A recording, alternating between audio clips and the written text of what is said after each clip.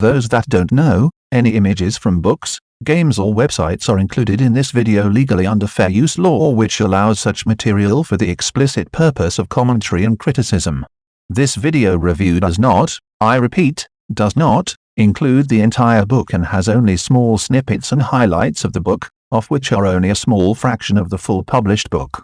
So, we are going to use the exact same front cover as Volume 1, the one that looks suspiciously similar to a prototype cover for someone else's CPC book from 2008. Oh, what is this? A copyright and disclaimer page. A copyright notice in a Kieren Hawken book? Is that not a tad ironic, considering the amount of work he has copied from other sources, and still does? A fair use notice for the purpose of commentary and criticism, eh?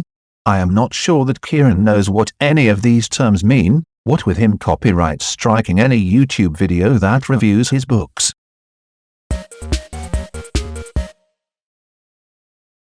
We all know that Mastertronic released many fantastic budget games for the Amstrad CPC, but Agent X2 is universally ranked as one of the very best. No, Kieren, we don't all know, just state your opinion without the presumption. Also, universally ranked as one of the very best, by who? The game was not exactly praised by the magazines at the time. The first section of Agent X2 is a pretty standard horizontally scrolling shoot 'em up where you shoot down the enemies and try not to get hit. Wow, shoot down the enemies and try not to get hit? What a novel concept for a shoot 'em up. The audio is even better with some of the best music you will hear in any Amstrad CPC game, not just a budget one. Not just a budget one. Good to see Mario return for review duties for this Volume 2 book. I am still very surprised that Mastertronic didn't follow up this one up with more games featuring the mystery agent though, he very much could have become their mascot. Didn't follow up this one up with more games. There is also a comma splice here as well. The movie isn't actually part of the title. It's just called Batman. For those of you that are unaware of just what the Ocean movie template is. Ho, ho, ho. But seriously, just explain what it is without the condescending prefix. Batman the movie mixes things up with side-scrolling arcade-like levels where you duff up the bad guys.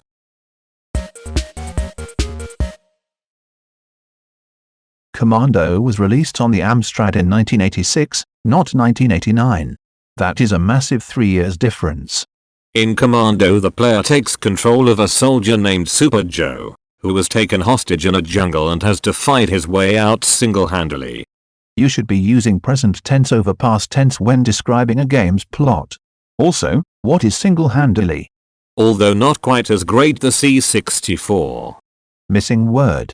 Again. The only real issues with this version are the jerky scrolling, which you can live with, and the high difficulty level. You can live with. Again, don't presume someone reading this can live with bad gameplay design. This should be rephrased.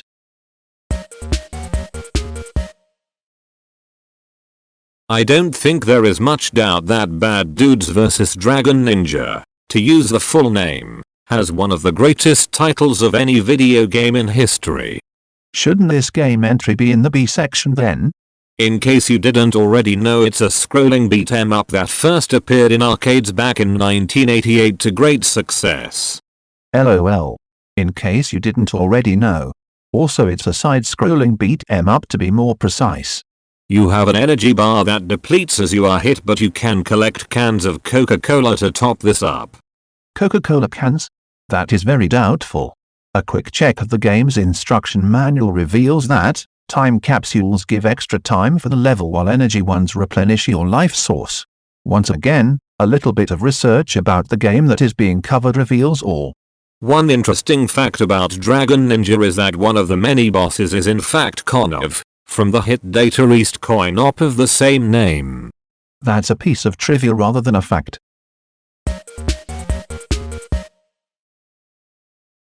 In case you are not familiar, Elevator Action is a conversion of the classic 1983 arcade game by Taito. LOL, in case you are not familiar. This is always a great opener. Also a missing word. Again. The enemy agents can also be taken out thanks to your handy handgun, but watch out for the flying bullets that come back. Handy handgun? It is just as well I have my handy handgun in this game. Phew. It is handy. Flying bullets that come back, eh? Who would have thought that bullets would fly through the air towards you? Quicksilver did do a great job here, and it's very surprising that you don't hear this Amstrad coin-op conversion talked about more often. Oopsie doodle. Here, and here, although sounding the same, are spelled differently and have two entirely different meanings. Here we have yet another coin-op converted to the Amstrad CPC, but this time we have an arcade sports game, which certainly something you don't see a lot of. Missing the word is. What we actually have here is a fighting game mixed with a sports game, which was released around the start of when these types of game became all the rage, with lots of similar creations such as Speedball 2, Brutal Sports Football, Arch Rivals and Pigskin 621 AD proving to be very popular. This sentence is awkward and overlong. It would have been best to break this sentence up and rework it. Unfortunately, like many of the less well-known sports and fighting hybrids that vastly outweighed the above games, it's also not very good either. A comma missing. Less well known? Oh, the phrase you are probably thinking of is lesser known. Do not use also and either in the same sentence when you have written them to mean the same thing. The whole sentence is. Words fail me. The screen seems crowded, the action seems to jump around all over the place, and you spend more time trying to just win the ball than actually scoring goals. There seems to be some words mixed around here. What's worse is that once you get past the lovely intro sequence, you are presented with a poorly optimized ZX Spectrum port. What's worse is that. Another oopsie doodle. Aside from that aforementioned intro, the only good thing about fighting soccer is the excellent in-game music. There is no need for the aforementioned part, as you just mentioned this in the previous sentence. We don't all suffer from short attention spans that we cannot follow a review from one sentence to another. A truly awful port of an already very average coin-op. 3 out of 10. A truly awful port, the author states, and yet, it is featured in this truly awful book, ahead of hundreds of better games.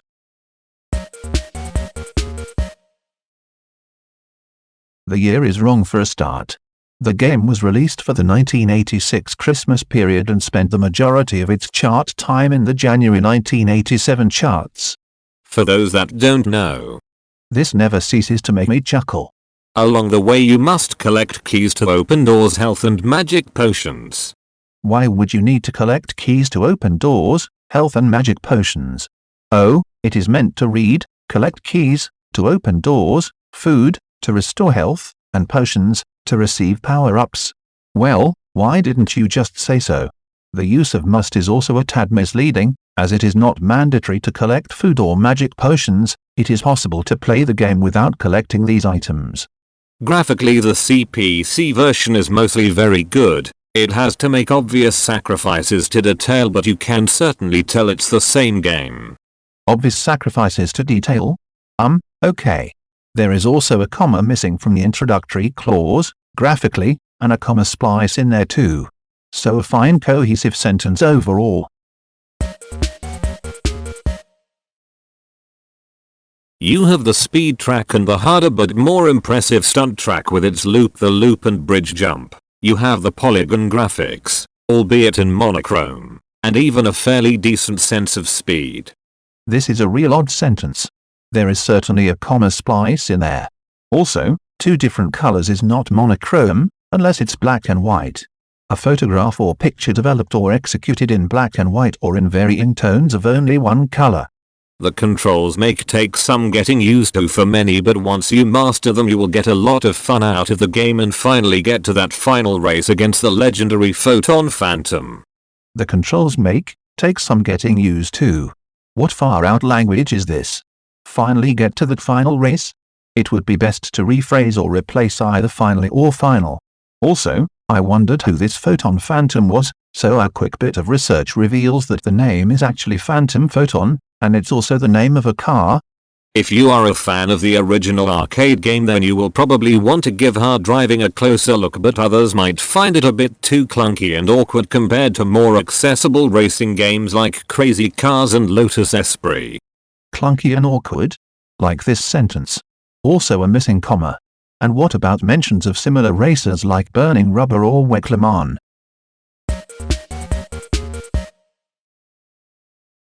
Your task here is to take control of Harrison Ford's on-screen action hero. Your task here is, dear reader, your task here is to find one page in this A to Z book series with no errors. Mission impossible. Indy is armed with his trusty whip to fight off foes, but can also get involved in hand-to-hand combat too. You should not use also and to in the same sentence. The first level takes place in caves underneath Colorado. This is followed by a moving circus train strewn with traps. Why the use of a semicolon here? Also, there is a comma splice here. This game was very successful on every system it was released for, and it even came out for stuff like the MSX. Even came out for stuff like the MSX. LOL. MSX owners and fans, this is how much the author values your computer. MSX is stuff. Just stuff. I can only assume this is because of the license attached to it, because the actual game isn't very good. With British English, we write license with a C, rather than the US English way of writing license, with an S. The monochrome graphics are dull. The sound is almost non-existent. Again, black and blue is not monochrome. There should be an here, not a comma. Overall, it's nothing more than a frustrating look and find platform adventure with very little variation and some very unfair deaths. Look and find platform adventure? Wow, just wow. The author is creating his own game genres now. What a guy.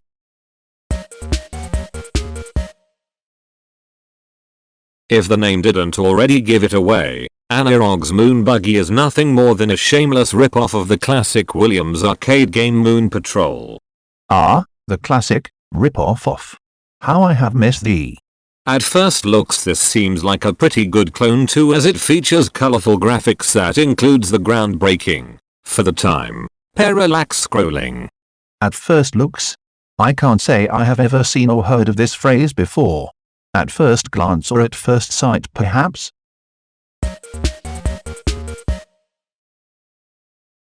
You will need to look out for animals like flying ducks and trotting pigs to replenish your health along the way. Need to? It is not mandatory to look out for flying animals in the background of the game. It would be best to rephrase the need to wording. The CPC port has some nice graphics that look remarkably close to the original arcade game. Hardly. As nice as the CPC visuals are, they're not realistically close to the arcade version. Only thing it's missing is big metal Uzi bolted to the top of your computer. Missing a.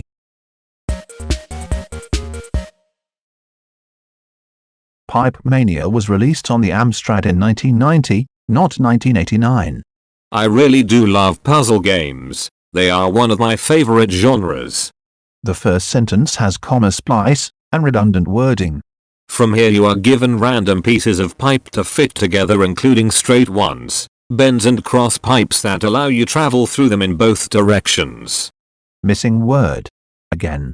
These cross pipes also allow you to cross back your own pipeline. No. That's not how the cross pipes work. The flow doesn't go back through the pipe, but crosses through at a 90-degree angle.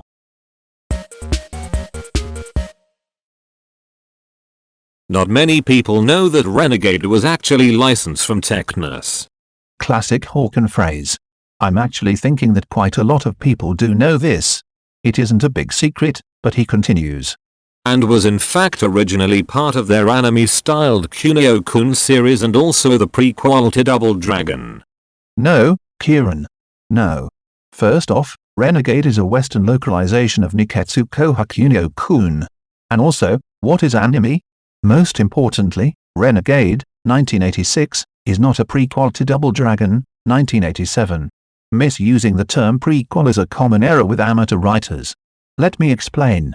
A prequel is a form of media, be it film, book or game, that is released after a previously released form of media, but the story or plot is set before it. Example, The Phantom Menace, 1999, is a prequel to Star Wars, 1977. A predecessor is a form of media that precedes another, both in terms of release date and plot. Example, The Phantom Menace, 1999, is a predecessor to Attack of the Clones, 2002. Renegade is neither a prequel or a predecessor to Double Dragon, perhaps an influence more than anything. Renegade is essentially a scrolling beat 'em up of sorts. Or a side-scrolling beat 'em up even. Your foes were able to utilize weapons, ride motorcycles and perform team attacks. Tut tut. Using past tense instead of present tense, again.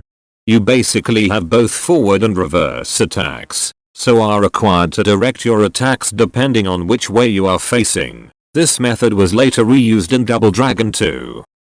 Splice ahoy. In fact, you do not need this information here. Remove it.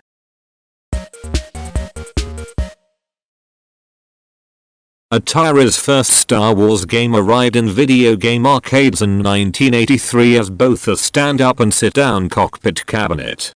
Both a stand-up and sit-down cockpit cabinet. Okay, this needs rephrasing. I am sure he means it was released in the arcades in standard upright and cockpit cabinets. Not a stand-up sit-down hybrid. Surprisingly, it took an incredible 5 years for anyone to pick up the license and convert it to home computers. Yo, Kieren. People in the UK use license, with a C, in this instance. A 3D into the screen shoot 'em up. Other missions see you taking out enemy TIE fighters. R3D into the screen? So, in other words, a first-person shooter? Okay, a few allowances had to be made for the more humble hardware. Spell OK in full. Also missing a comma after OK.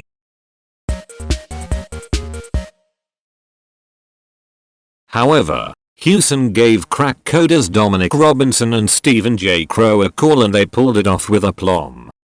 Crack coders. That is an unfortunate phrasing. Your idiom is somewhat of a mix of the two most popular types of shoot 'em up, because although the screen scrolls horizontally, the action is actually viewed from above, like a vertical shooter. Geez.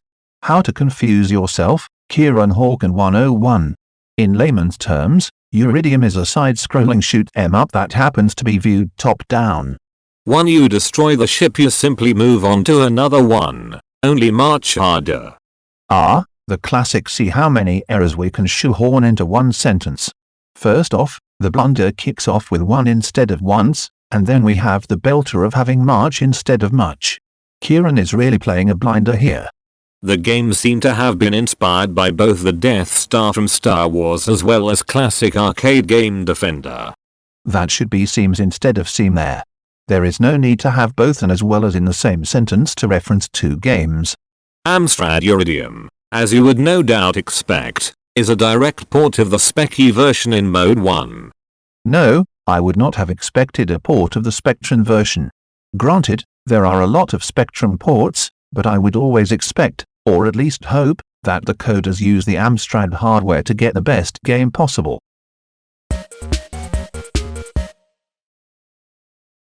This time the conversion duties were taken up by Ocean Software's arcade label Imagine. Imagine Software were not Ocean's arcade label. Here are some of Imagine's non-arcade ported games. Army Moves, Game Over, Movie, Target Renegade, World Series Baseball. Thankfully, when designing the game, SNK also chose to add some new power-ups to help you out. Thankfully? Who is fully? Are they one of the original coders? Victory Road is pretty good port all in all, even if it's not as good as the original Ikari Warriors. Missing an A there, and also some missing commas.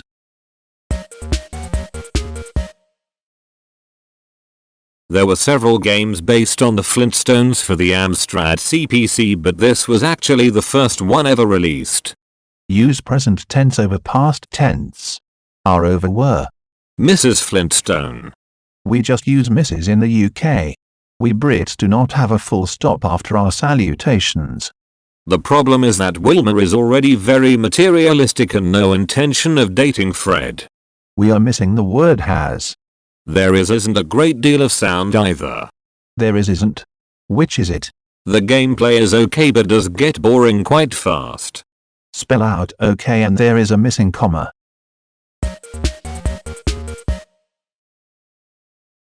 A very important aspect in Zaxxon, given that one of the keys to this game is moving your ship to avoid high walls and fit through gaps.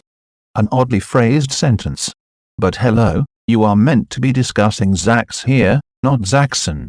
It also allows you shoot at the enemy and avoid the surroundings by moving on both a vertical and horizontal axis. Real three-dimensional movement. It also allows you shoot at the enemy and avoid the surroundings. We are missing two. There is the use of an instead of, at and has a superfluous an. There is also a comma splice.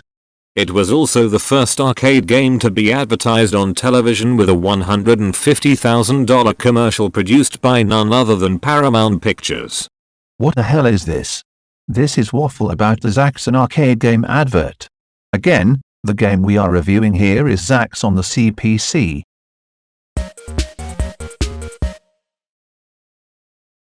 Well, once again, we have a corker of a book that doesn't seem to have been proofread at all. We have the usual spelling mistakes, poor grammar, loose punctuation, missing words, and generally bizarre wording and phrasing. It's certainly an entertaining read for copy editors, if nothing else.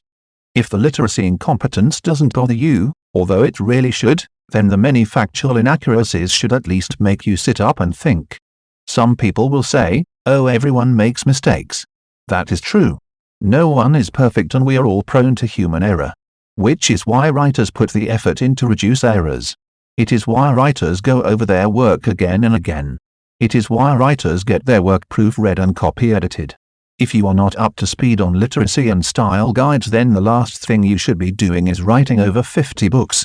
With these A to Z books, it appears as if Mr. Hawken has churned out his first drafts in one morning, bearing in mind that this is mostly copy and pasted from a previous publication, and sent that to the publisher. And with 50-odd books published in 2 to 3 years, this cannot be too far off the mark. By now, we know that this author is known for copy and pasting his previous reviews for subsequent books, with just the computer name swapped out. I am reliably informed that this happens often with one game review copied-pasted up to 17 times across different format books. Some people may wonder what the problem is. It is his own work after all. Right? Besides being an extremely lazy and underhanded move, this is actually plagiarism. Can you plagiarize your own work, you may ask. Why, yes, you can. It is well known in the publishing scene that there are certain times when self-plagiarism occurs.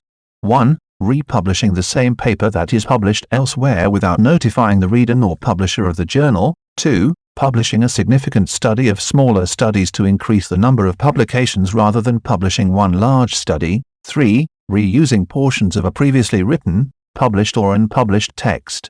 Plenty of authors will no doubt have republished or reworked articles for publication elsewhere, and that is okay, as long as it has been stated that the work has been previously published elsewhere. However, I do not think Kieren would want to put a disclaimer such as, this article was previously published in the following books, the A to Z of Spectrum games, the A to Z of Commodore games, the A to Z of Atari ST games, the A to Z of Amiga games, under every review in the book. We have the exact same design and layout as the first book. Obviously, it is easier to copy and paste reviews if you use a basic design template. Some good news is that at least the screenshots in this volume appear to have been captured specifically for the book and not copied from YouTube videos, like the previous books. While this is welcomed, the screenshots themselves are not cropped. A lot of black border takes up valuable page space and they look to have been captured from around 10 seconds into the game. This opens up further questions. Has Kieren even played these Amstrad games to the extent that he is able to review them all? All evidence, lack of substantial screenshots and around 4,000 reviews over 50 books published within 3 years, points to no. It is very unlikely that he has played these games. And what does all this say about the book's publisher AG Books and parent company Andrews UK? They have published all these poorly written, badly researched and clearly plagiarized books. Whatever their input to these disastrous publications is, they come off as equally incompetent. It is rather baffling to see this statement on their website: your manuscript will need to pass our quality control checks prior to publishing. So, We have another wasted opportunity, and it doesn't bode well for Volume 3 or any of the other 50-odd books that the author has regurgitated out into the wild. Kieren seems to be one of these writers that doesn't care about their own failings and is unwilling to go back and fix any of the errors that are highlighted to him. It appears to be a head in sand moment, throw 50 books at the publisher and hope the little amount of sales adds up. And that's the problem. This adventure of Kieren seems to be driven by quantity rather than quality.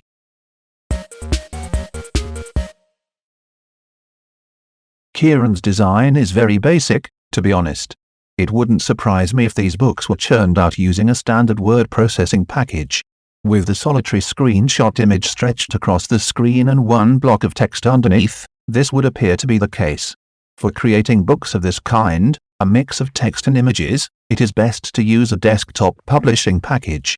With this redesign, I haven't went too fancy and have kept to the original minimal approach, but just filled in some of the empty space. I can quickly set up a master page which dictates where the guides should be. With this in place, I can quickly create the review pages in an instant.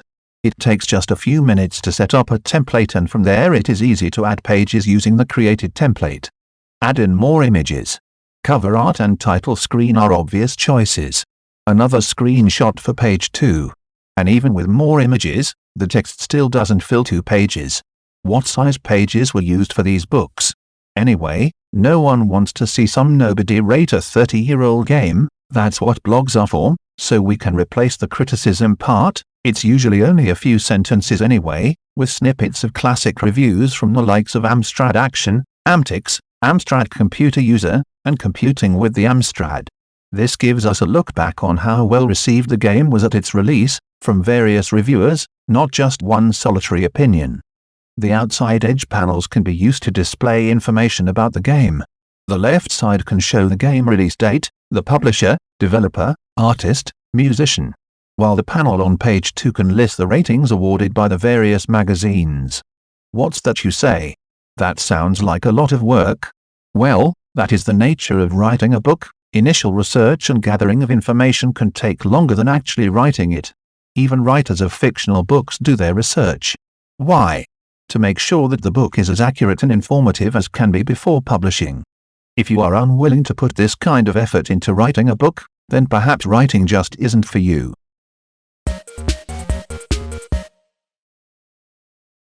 For our post-credits shenanigans in the previous book review video, we focused on Kieren's overuse of the phrase "for those that don't know," and its many variants. Although there are plenty of those instances in this book, this time we thought we would focus on his overuse of the introductory phrase graphically.